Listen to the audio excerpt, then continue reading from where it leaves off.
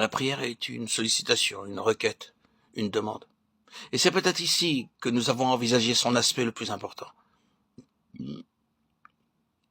Il ne fait pas de doute que dans la parole de Dieu, c'est sous ce jour-là que la prière nous est le plus souvent présentée. En fait, si nous en tenons au dictionnaire, prier, c'est demander. Or, c'est dans ce domaine-là, justement, que nous rencontrons nos plus grosses difficultés. Il n'est donc pas superflu d'aller un peu au fond des choses et de bien nous assurer que la prière a une efficacité objective. Je suis bien sûr qu'il nous est arrivé à tous, en présentant nos requêtes à Dieu, de nous heurter à un je ne sais quoi d'ordre mental, dont l'intrusion soudaine paralyse notre élan et mine la certitude. Voici ce que j'entends. L'efficacité objective de la prière, c'est-à-dire sa capacité de changer les choses en dehors de nous, se trouve parfois mise en échec, au moment même où nous cherchons à articuler nos désirs par des obstacles venant de nous-mêmes. Nos requêtes, nos sollicitations, nos demandes butent en chemin contre toutes sortes d'arguments fallacieux qui restent le plus souvent vagues et informulés. En voici quelques-uns. Dieu sait tout, il connaît la fin depuis le commencement, il sait ce qu'il a en vue. La prière n'est donc pas nécessaire. Ou bien, Dieu est bon, patient, miséricordieux. Il agira certainement au mieux de nos intérêts. La prière est donc superflue. Ou bien encore, la prescience de Dieu. La prédestination de tout et de tous rend la prière inutile. Ou encore, Dieu est souverain, il tient tout entre ses mains et fait, dans sa toute-puissance, tout concourir à notre bien. Prier dans ces conditions, n'est-ce pas manquer de foi? Ou plus encore, la divine ampleur du dessein éternel de Dieu avec les lois qui le gouvernent et la progression de toutes choses suivant un ordre fixé par Dieu est quelque chose qui nous dépasse infiniment. Qui sommes-nous pour prétendre en troubler le cours, n'est-ce pas de la présomption?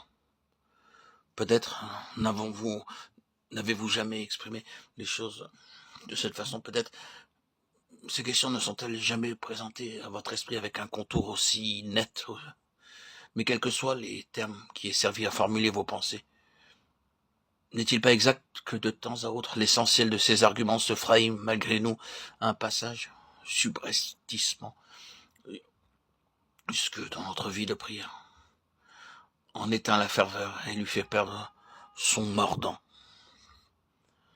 Cet indéfinissable je ne sais quoi qui vient s'insinuer jusque dans le sanctuaire et nous fait dire, à un moment donné, après tout, à quoi bon? Dieu sait bien ce qu'il nous faut. Son plan s'accomplira, pourquoi se tourmenter? Ainsi, la prière se trouve affectée, non pas tellement par des réserves nettement formulées que par une vague impression de contradiction qui nous laisse plus ou moins décontenancés. Il importe ici de reconnaître que le modernisme de notre époque repousse résolument l'efficacité objective de la prière.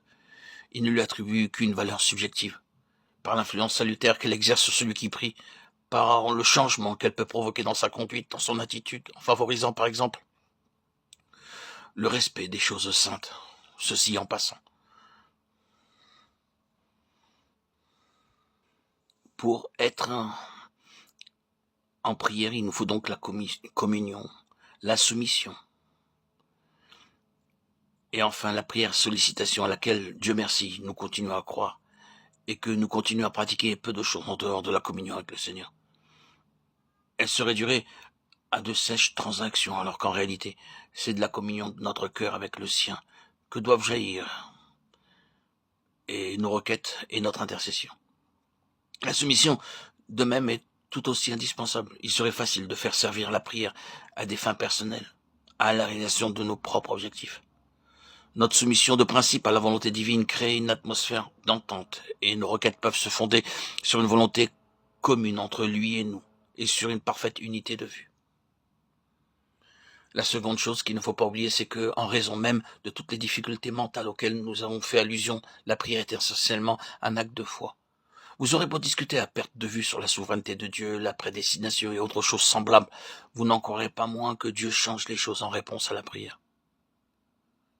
Malgré tous les arguments qui sont de nature à saper les bases de la prière et à en affaiblir la portée, nous prions et nous continuons à prier. C'est cela même qui fait de la prière un acte de foi.